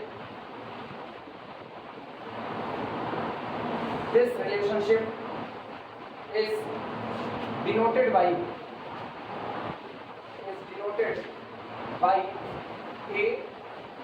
divisor, a Sidhi line b और पढ़ा जाएगा a is the divisor of b। Confusion तो नहीं है, कंफ्यूजन देख बोर्ड को ऐसे ही वो तो बताना किसी को भी, हम एग्जांपल अभी उठाने चल रहे हैं, ये तो पहले मेन डिफिनेशन, ये हम मान रहे हैं तुम्हारे लिए अब चीजें थोड़ी सी हार्ड है, क्योंकि पहली बार हम जहाँ पढ़े थे, पहली बार कैलकुलस पढ़े थे, कैलकुलस में तुमको एनालिसिस का केवल 3 हिस्सा मिला, केवल 3 हिस्सा। पहला तुमको मिला हुआ था सीक्वेंस, दूसरा मिला था सीरीज, अब तीसरा तुमको मिला था रीमान इंटीग्रल, जिसमें रीमान इंटीग्रल में तुम्हारा हाथ पड़ेगा ठीक, तो तुम्हारे बस का हो ही नहीं पाया, शुरुआत से ही तुम उसमें झूठ चुके थे। सीक्वेंस वाले हिस्से में तुम सही सलामत चले थे, एग्जाम में आया नहीं कि तुम्हारे दोहराने का कोई मतलब बना है, वो एनालिसिस का एक ही क्वेश्चन था। अब तुमको ये पूरा पेपर एनालिसिस करना, और एनालिसिस के लिए पहली रिक्वायरमेंट यही है कि तुमको पढ़ते वक्त अपने दिमाग को भटकने से रोकना हो, पढ़ते वक्त बड़े ख्याल आते हैं, ऐसा नहीं आता है पर यहाँ रहे हो ख्याल आ रहा है कि मतलब कल गए कल आइसक्रीम दिखी थी लेकिन आइसक्रीम हमने ली नहीं ना, या फिर अभी आज शाम का प्लान क्या होगा, पढ़ कर रहे हो लेकिन प्लान शाम का तैयार करो। कितने लोग अभी थोड़ी देर पहले शाम का प्लान तैयार कर रहे थे, ईमानदारी से कितने लोग अभी तैयार करते हो, बोलोगे नहीं तुम लोग बहुत कुछ हो, लेकिन पक्का किसी न किसी दिमाग में आया जरूर। यहाँ कंसंट्रेट नहीं करते, किसी पानी पूरी खाने का प्लान, गोलगप्पे हो ही नहीं सकता, तुम लोग ऐसा प्लान कर रहे हो, कुछ नहीं आएगा तो बगल में जो मोमोज लगाता है उसी का ख्याल आएगा कि भाप ऐसे ऐसे निकल रही है और उसमें से गरम गरम मोमोज निकाले जा रहे हैं, ऐसे ख्याल तो आते ही आते हैं। एग्जाम्पल देखना,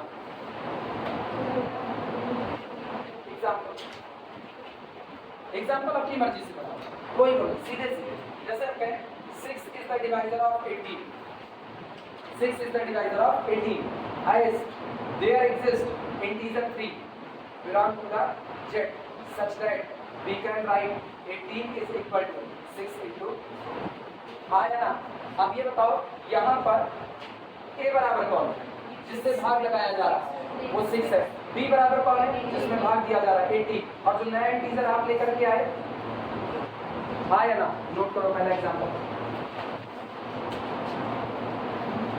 और लिखते ही पता चल रहा है वहां पर कि 3 is a factor of 18, 3 18 का एक हिस्सेदार है, 3 is a factor of 18। ये चलाए नहीं चलाए, चल रहा है, हाँ नहीं पता चलेगा, महक भाई कहीं उनको वीडियो चलेगा, पता चलेगा मैं कहेंगे हम कहें, उसके बाद वीडियो नहीं कर पाया।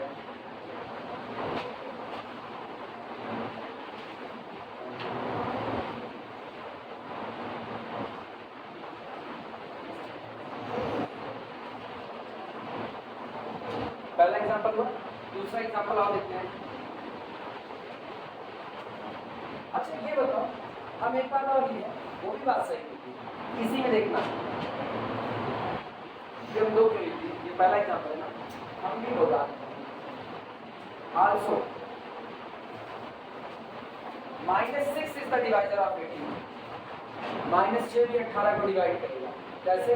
फैक्टर करो, as 18 can be written as -6 into minus, हाँ है ना, क्षेत्र 18, देयर एग्जिस्ट इंटीजर या there exist -3 belong to the, यहाँ पर एक इंटीजर कौन है? -3, जो किसमें है? जेड में है, जो इस तरीके से है कि -6 इंटू -3 कितना मिलेगा? 18, such that we can write 18 is equal to -6 into minus. सही है गलत? अच्छा ये बताओ सोच करके, 4 को 2 काटता है, हाँ या ना? तो -2 नहीं काटेगा, वो भी तो काटेगा। 4 को 18 काटता है, सही है गलत? 4 को 18 काटता है, सही है गलत? सही है ना? फिर ध्यान से सुनना, 18 को 6 काटता है, सही है गलत? तो -6 भी काटेगा, सही है गलत? बस रिजल्ट में क्या है? माइनस में आएगा। 18 को 3 काटता है, सही है गलत? तो 18 को -3 भी काटेगा, सही है गलत? आदमी को कुत्ता काटता है, सही है गलत? तो कुत्ते को भी आदमी काटेगा, सही? काटेगा ही काटेगा यार, बिल्कुल काटेगा, क्यों नहीं काटेगा? बस फंस जाओ उस कंडीशन में तो तुम भी काटो। नोट कर, ये पता है, ये जो रिलेशनशिप होती है ना, ये रिलेशनशिप बड़ी तगड़ी है, अभी देखना है आपको। लेकिन हर बार कुत्ते को आदमी काटेगा ये जरूरी नहीं है, हर बार। अभी गौर करना, हम एक बात लिख रहे हैं, 5 को 5 काटता है, सही है गलत? ये ए है और ये कौन है? बी है। अब की पलट दो, यहाँ तुमने लिखा A is the divisor of B, पलट करके करो B is the divisor of A, सही लिखा या गलत लिखा? सही लिखा? अरे यार दोनों number same, 5 is divisor of 5, 5 is also divisor of 5, तुमने गलत क्या कहा? सही ही तो कहा। तो A is the divisor of B, then B is also the divisor of A. लेकिन कब होगा? वो शर्त हम लोग बाद में देखेंगे, वो शर्त बाद में देखेंगे, अभी उस शर्त की बात नहीं कर रहा। अभी केवल एक बात हो रही है, दोनों नंबर अलग अलग सोच जाओ, अभी फिलहाल अलग अलग। A is the divisor of B, it means there must exist an integer C such that, यहाँ एक इंटीजर सी होगा, such that we can write b as the product of a and c। आप b को a और c के product के तौर पर लिख सकते हो। आई बात समझ में? अगला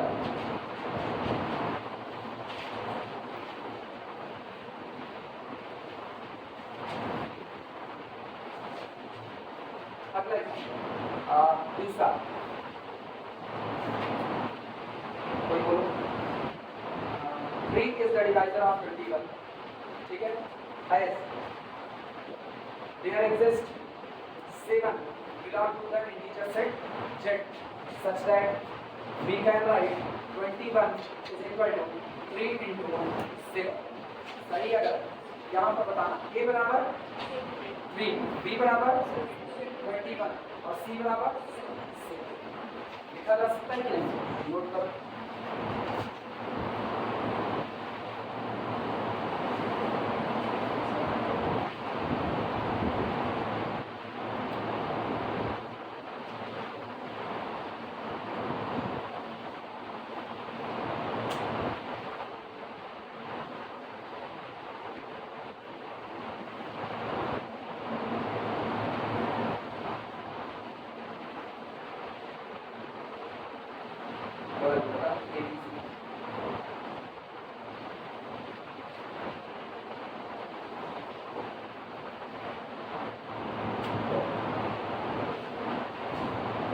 लग रहा था क्या बच्चों वाली चीज बता रहे हैं कि ये यार थोड़ी देर देखना, ये बच्चा बड़ा हो जाएगा, और जब ये बड़ा हो जाएगा ना तो ये KGF चैप्टर 1 से चैप्टर 2 में आ जाएगा।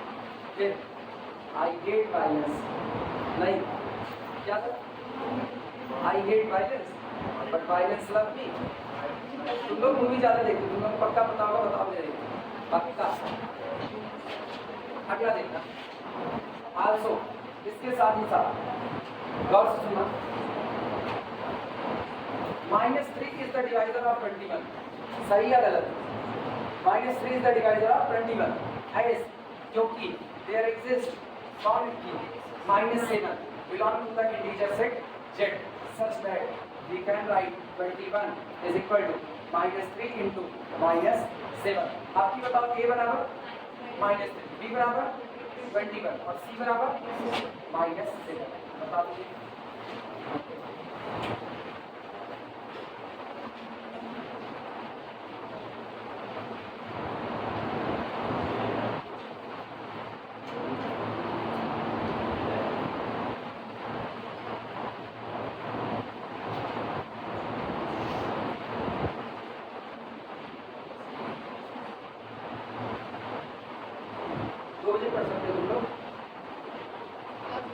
संडे 2 बजे कर सकते हो।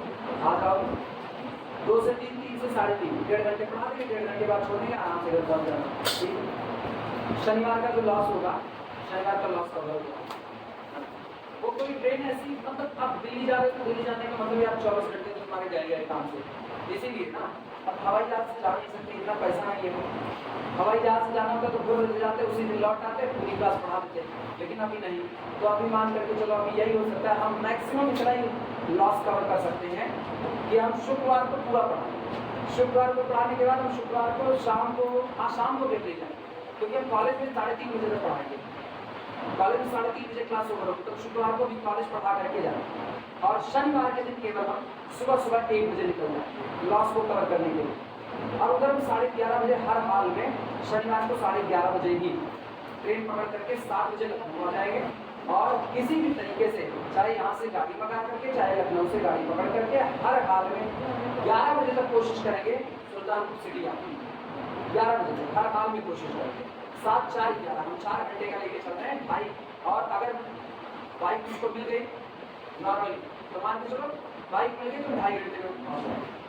तब हम 2.5 घंटे पहुँचेंगे तो मैसेज करके तुम लोगों को पहले बुला लेंगे और जल्दी छोड़ देंगे। लेकिन अगर हम 2.5 घंटे में आए, रास्ता है, बाइक ही खराब हो गई, कुछ भी हो गया, दिल्ली बाइक से नहीं जा रहे हैं, नहीं सोचो दिल्ली बाइक से जा रहे हैं, लखनऊ बाइक बना के खड़ी किए रहेंगे, जिससे अगर वहाँ से ट्रेन ना मिले तो वहाँ से तुरंत चले, नहीं बाइक कोई और नहीं करके।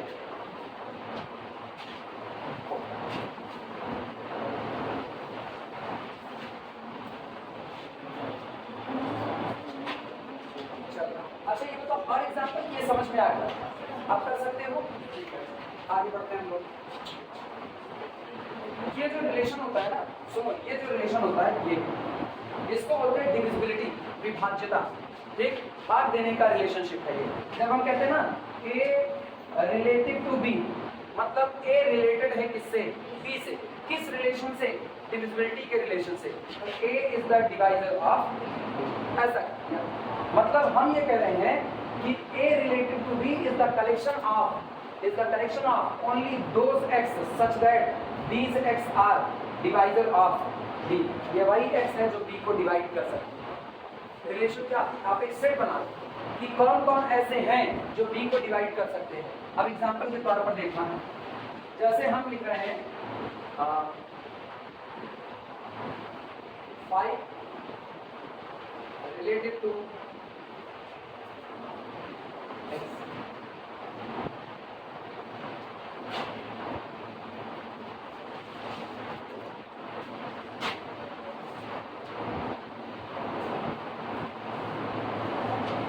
Define that x are 20 is the collection of those x such that x is the divisor of। हमने एक रिलेशन ऐसा डिफाइन किया, एक सेट डिफाइन करें। ये सेट इस तरीके से डिफाइन है कि x रिलेटेड, ये मत जाना कि ऐसे डिफाइन होता है कि नहीं, बस एक समझाने के लिए करें। मान लो हमने डिफाइन किया कि x रिलेटेड टू 20 ये आपका एक सेट होगा, लेकिन ये सेट केवल उन्हीं x को अपने पास जगह देगा जो 20 के साथ इस डिविजिबिलिटी के रिलेशनशिप से जुड़े हैं। मतलब आप उन्हीं x को उठाओगे जो 20 को पूरा डिवाइड कर दें। तो बताओ इस सेट में कौन कौन आएगा। सबसे पहले इस सेट में 1 आएगा। दुनिया में 1 एक ऐसा ना जो किसी को अगले डिवाइड करने की क्षमता रखता है, सही या गलत। और इस सेट में -1 आएगा, सही या गलत। 1 काटता है 20 को तो -1 तो ऑलरेडी काटेगा। अगली बात सुनना, 2 आएगा तो -2 भी आएगा ही आएगा। इसके बाद 4 आएगा तो -4 भी आएगा। इसके बाद 5 आएगा, -5 आएगा। फिर कौन आएगा, 10 आएगा, -10 आएगा, और 20 और कोई सेट बन गया कि नहीं बन गया? मतलब आपने उन लोगों को निकाला जो लोग 20 को डिवाइड कर देते हैं। लेकिन अगर हम यहाँ पर एक और बात करें, यहाँ पर आगे और and x belong to z, केवल और केवल उन्हीं को लिया जाएगा जो पॉजिटिव डिवाइजर्स हैं, और को नहीं लेंगे। तो सारे नेगेटिव वाले बाहर हो जाएंगे कि नहीं? अब मेरा सेट केवल किसका बनेगा? 1 का, 2 का, 4 का, 5 का, 10 का और किसका? 20 का बनेगा। क्लियर हुआ? तो इसका मतलब ये जो डिविजिबिलिटी है ना, ये एक रिलेशन है। दो नंबर के बीच में आप एक रिलेशनशिप बना रहे हो, आप दोनों लोग इसी रिश्ते से जुड़े हुए हो।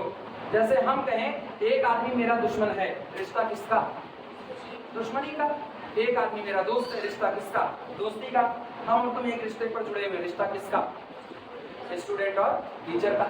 जुड़ गए कि नहीं? तो रिलेशनशिप से लोग आपस में जुड़ रहे। इसी तरह हम दो नंबर को आपस में एक रिलेशन से जोड़ रहे हैं, और वो रिलेशन कौन है? डिविजिबिलिटी का रिलेशन। क्लियर है? अब तुम लोग पढ़े होंगे रिलेशन के तो बेसिकली 3 टाइप पढ़े होंगे। रिफ्लेक्सिव, स्वतुल्य, याद है? रिफ्लेक्सिव रिलेशन, इसके बाद अनरिलेटिव रिलेशन, संक्रमकता, और याद आ रहा है सिमेट्रिक, सममिति।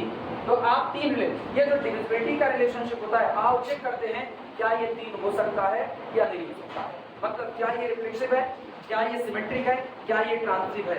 अगर है तो इसी को इक्विवेलेंस, तुल्यता संबंध कहा जाता है, और अगर नहीं है तो ये इक्विवेलेंस रिलेशन नहीं हो सकता है। आप पहले चेक करते हैं फिर प्रूफ करते हैं। दिमाग दौड़ाना, सोच करके बताओ। सबसे पहली बात, रिफ्लेक्सिव। रिफ्लेक्सिव स्वतुल्यता। स्वतुल्यता मतलब अपनी तुलना अपने से ही करना। आपकी जो रिलेशनशिप दूसरे के साथ है, क्या वही रिलेशनशिप खुद के साथ है कि नहीं है। हम डिविजिबिलिटी का रिलेशन ले रहे हैं, ए काटता है बी को, ए काटता है बी को, यानी A is the divisor of B. A और बी के बीच में किसका रिलेशन है? डिविजिबिलिटी का। ए खुद को भी काटता है, सही या गलत?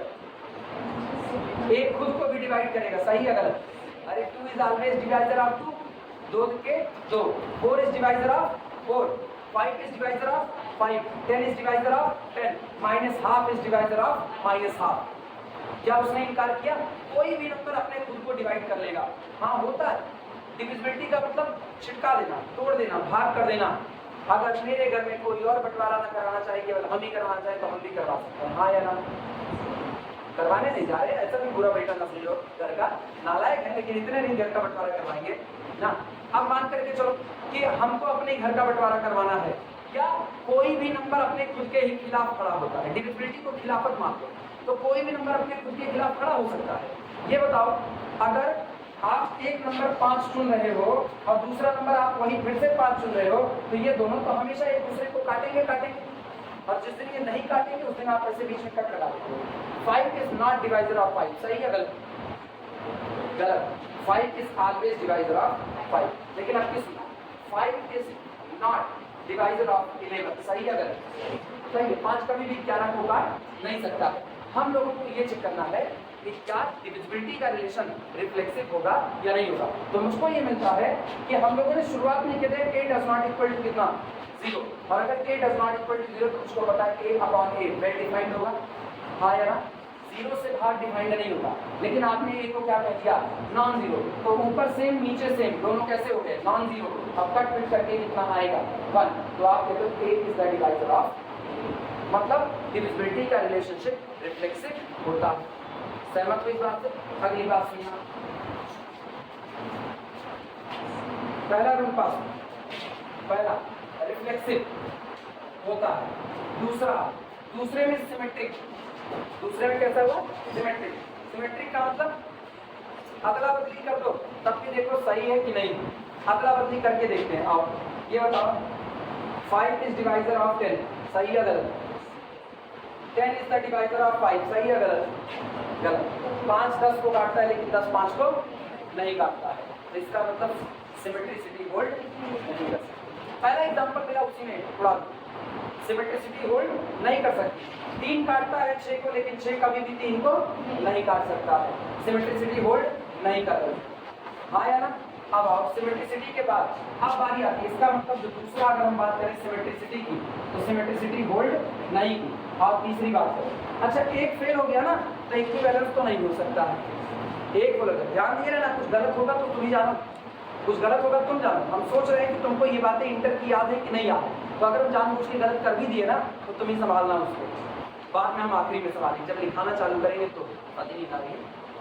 हाँ बाहर पानी और पी लो पानी ना, या इसी चीज चल रही है, सब कुछ नींद आ जाती है, मान है उसकी आँख एकदम चढ़ी चढ़ी है, जो पी के रुके हुए हैं, जाओ पानी पी के, नींद नहीं आ रही, तबीयत खराब है, फिर ईमानदारी से बताओ ना।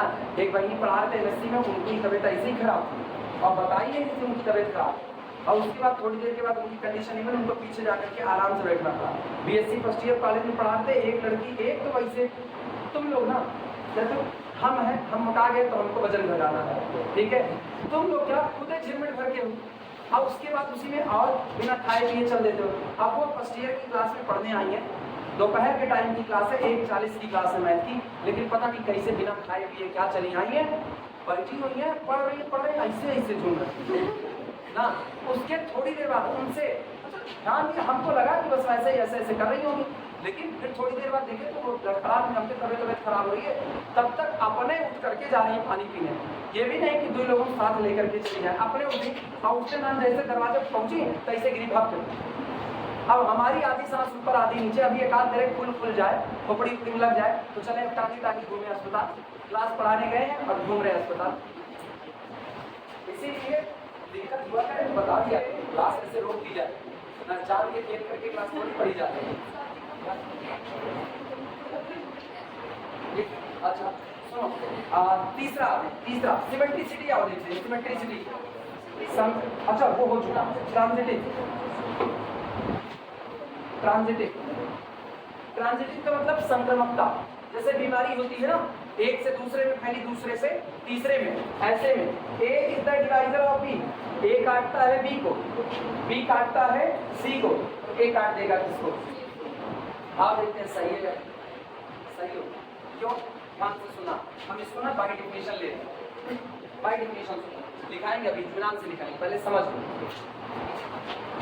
डेफिनेशन याद करो, A is the divisor of B, it means B is the factor, sorry A is the factor of B, यानी आप बी को लिख सकते हो B is equal to A, हाँ या ना, सहमत हो इस बात से। इनकी बात सुनना, b is the divisor of c, b काटता है सी को, तो बी फैक्टर होगा किसका, सी का, सी का फैक्टर कौन होगा, बी, तो आप लिख दो सी बराबर बी इंटू डी, लिख सकते हो कि नहीं। अच्छा जरा बी की वैल्यू देखो कितनी है, ए इंटू सी, आओ यहाँ पर बी की वैल्यू रखो, तो सी बराबर ए इंटू सी इंटू, सही है गलत, और इनको एक साथ कर दो। अब गौर करो, सी का फैक्टर हुआ 2 फैक्टर, एक तो डी आया और एक तो सी टू डी आया, क्या ये फैक्टर बन गया कि नहीं बन गया, और फैक्टर बन गया तो गौर करो C upon A is equal to C, बन गया कि नहीं। तो इसका मतलब है A is the divisor of B, B is the divisor of C, then A is also the divisor of C. Example देखो, 5 इज द डिवाइजर ऑफ 10, सही है गलत, 10 इज द डिवाइजर ऑफ 200, सही है गलत, then 5 is automatically divisor of 200, सही है गलत, सही है। अगली बात सुनना, फिर हम कह रहे हैं 3 is the divisor of 6, हाँ या ना, 6 is the divisor of 24, हाँ या ना, 6 और 24, then 3 is also the divisor of 24, सही है गलत, सही है। तो इसका मतलब ये जो ट्रांजिटिविटी का रिलेशनशिप है ये बचा हुआ है, ए काटता है बी को, बी काटता है सी को, तो ए ऑटोमेटिकली काट देगा किसको, सी को। क्लियर हुआ, चलिए कुछ लिखा जाए।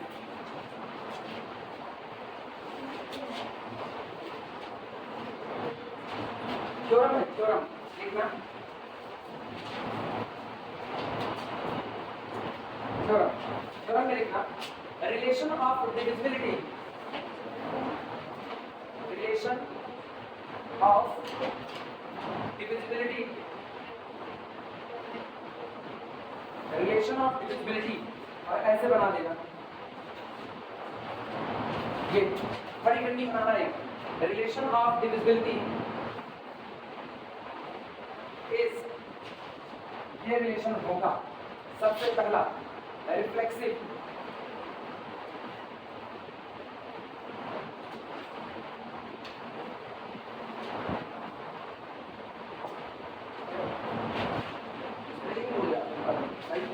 रिफ्लेक्सिव सही लिखना पहले, रिफ्लेक्सिव अभी थोड़ी देर पहले रिफ्लेक्सिव लिखे थे, सडनली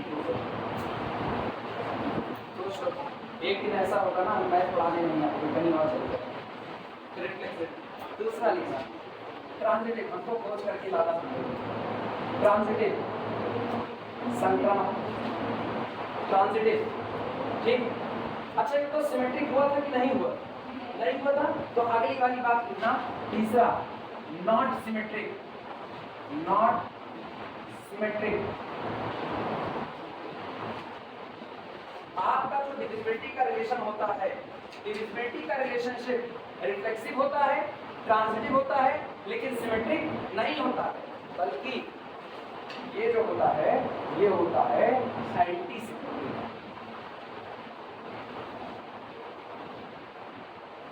ये होता है एंटी सिमेट्रिक।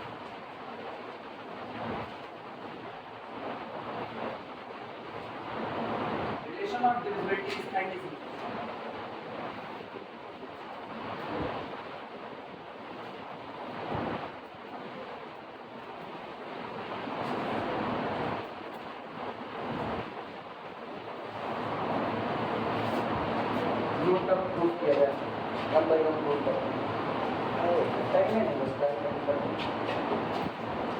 कुछ प्रूफ कर देते हैं, एक जो बच जाएगी तो बाद में प्रूफ कर लिया जाएगा, कल मिला करते हैं।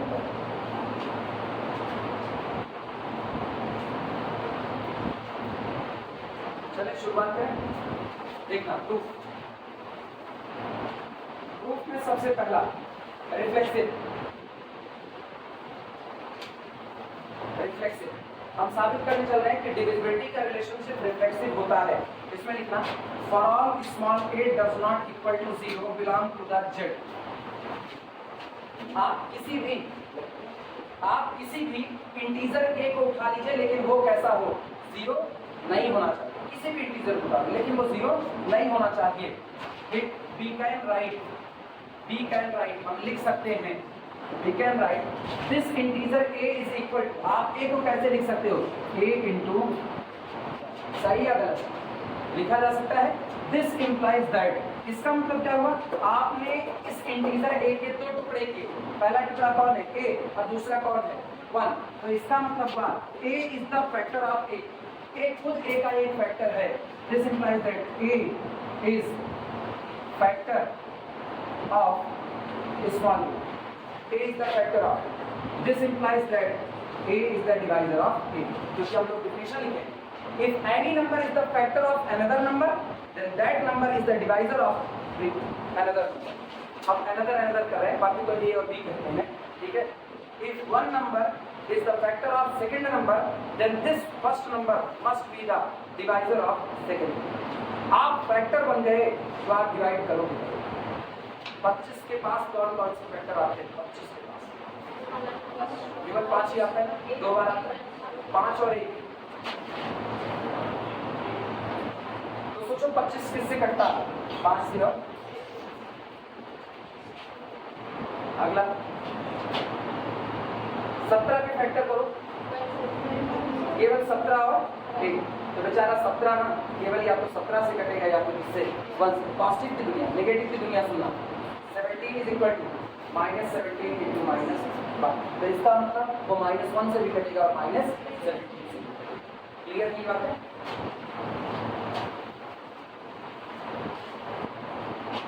रिफ्लेक्सिव की बात और ट्रांजिटिव की बात करते हैं।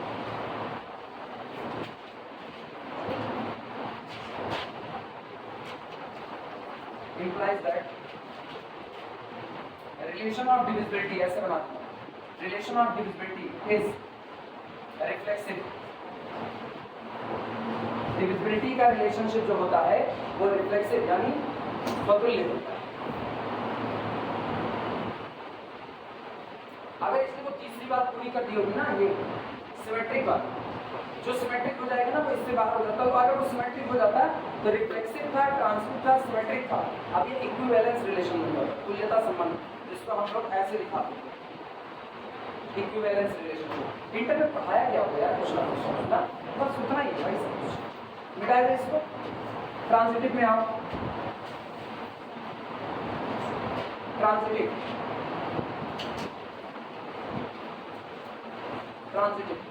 इसमें लिखा लेट, आपकी गौर करना, ट्रांजिटिव में आप क्या दिखा रहे हो, ए डिवाइजर है बी का, बी डिवाइजर है सी का, तो ए डिवाइजर होगा सी का। ए डिवाइजर ए बी का मतलब आप ए से भाग लगाने जा रहे हो, बी डिवाइजर ए सी का मतलब आप बी से भाग लगाने जा रहे हो, तो ना तो ए जीरो होगा ना तो बी जीरो होगा। क्लियर है? जिससे डिवाइड करने जा रहे हो वो कभी भी जीरो नहीं हो सकता। तो पहले लिख देना let A comma B both does not equal to 0 comma C belong to the integer set. दोनों के लिए लिखा गया A comma B both are non and C be an integer belong to, ये तीनों बिलोंग करते हैं किससे? जेड से। सच दैट इस प्रकार है कि a is the divisor of b and b is the divisor of, माना a काटता है b को और b काटता है c को, तो पहले से बताना this implies that a is equal to b into x1। सही है गलत? कोई इंटीजर आएगा? गलत। ऐसे b is equal to a into x1 आया ना?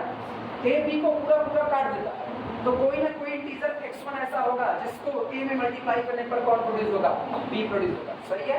अगला एंड यहाँ हाल देखना, b c को पूरा पूरा काट देता है, तो इसका मतलब c का फैक्टर करोगे तो एक फैक्टर तो b बन जाएगा और दूसरा कोई एक इंटीजर x2। आगे बता देते हैं वेयर, जहाँ पर x1 और x2 कुछ और नहीं, कौन है? इंटीजर, दोनों इंटीजर है। दिस इंप्लाइज दैट, अब ये बताना दिस इंप्लाइज दैट इनको और इनको कंबाइंड कर दो, और कंबाइंड करके यहाँ लिख रहे हैं, ध्यान देना। हम लिख सकते हैं c is equal to b की वैल्यू रखो a इंटू x1 इंटू कितना? x2। सही है गलत? अच्छा ये बताओ x1 इंटीजर x2 इंटीजर, तो दोनों का गुणा क्या? इंटीजर। यानी this implies that c is equal to a into x1 x2 where x1 x2 belong to the. सही? आप सोचो यहाँ पर जब आपने c का फैक्टर किया तो आपको दो इंटीजर मिले, पहला कौन मिला? a, और दूसरा इंटीजर x1 इंटू x2, यानी a is the factor of c, a is factor of c implies that a is the divisor of c। Clear हुआ?